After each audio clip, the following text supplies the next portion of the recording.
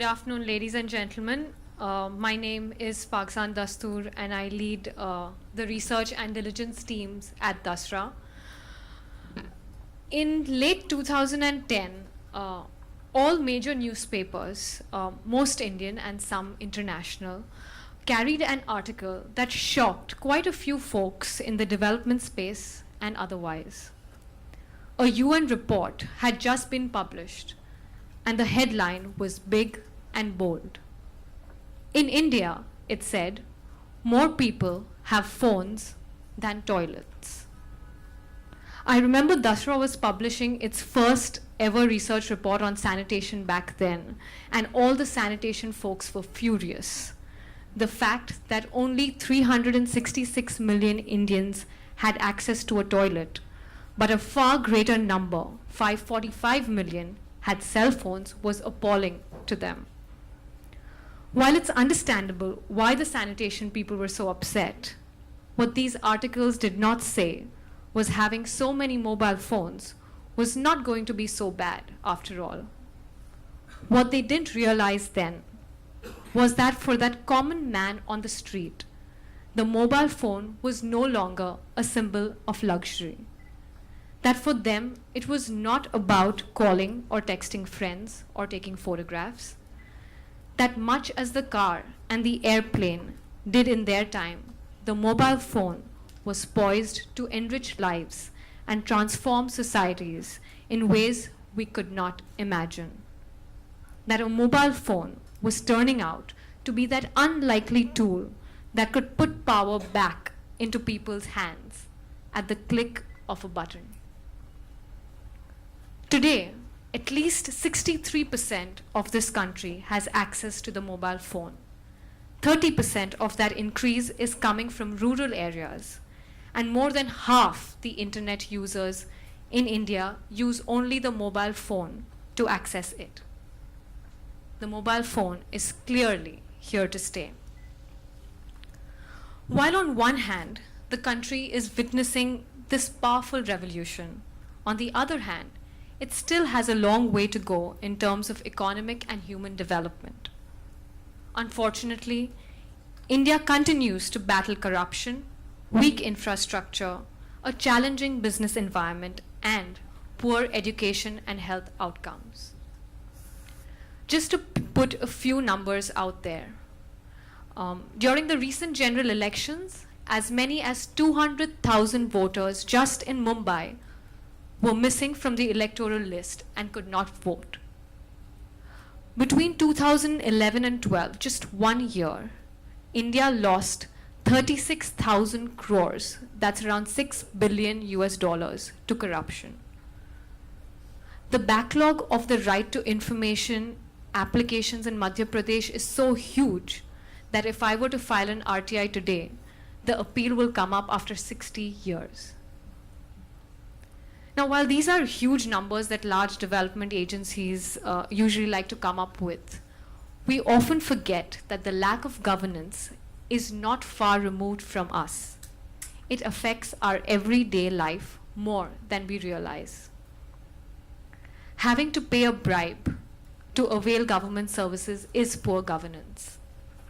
Not getting water at home, not having the garbage removed from the street in front of my door is poor governance.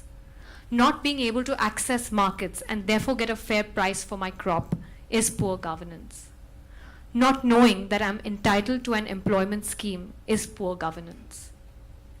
And all this occurs because, as Madhukar said, the government is unable to talk to its own citizens, own businesses, and reinvent the way it functions. The good news, however, is that the mobile phone is being increasingly used to bridge this gap and bring governments, businesses, and citizens closer to ensure a more effective and transparent country. And in a country like India, the opportunity is endless. Dasra is therefore extremely proud and privileged to partner with Vodafone, a pioneer in the area of using mobiles for good.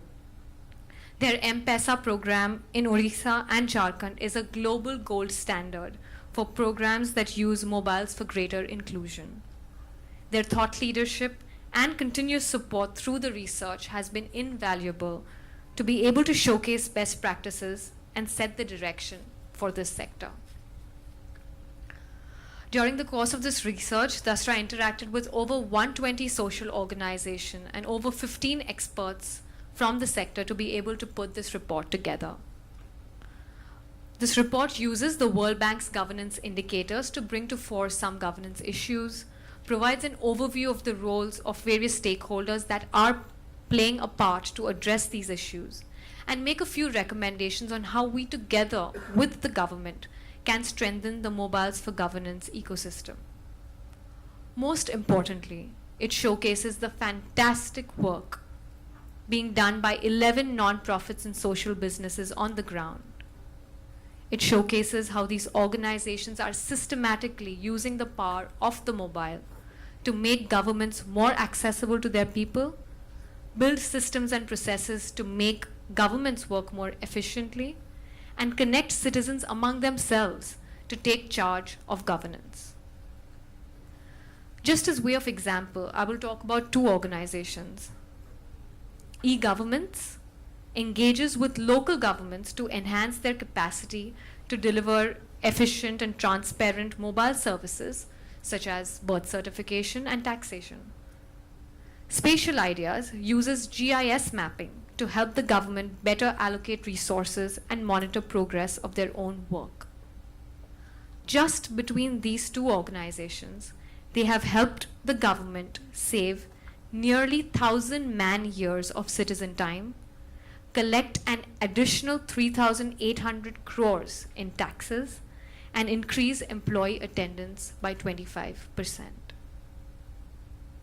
Similarly, organizations such as ADR, Janagraha, Awazde, Gramvani, Social Corps, and UMC are undertaking amazing innovations on the ground, supporting both citizens and government. These organizations are using mobile technology to challenge and reimagine the old notions of citizenship.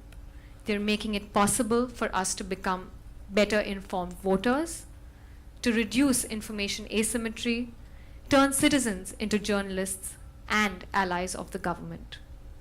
They're making it possible for India to be the best version of itself.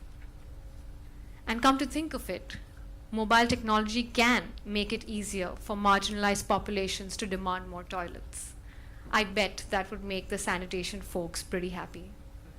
So with that, it gives me great pleasure to introduce our panel to dive deeper into this very interesting topic. And as one of the nonprofit founders told us, governance is too important to be left to the government. Therefore, this panel is representative of various stakeholder groups that can tell us just how mobiles can help us take governance from good to great.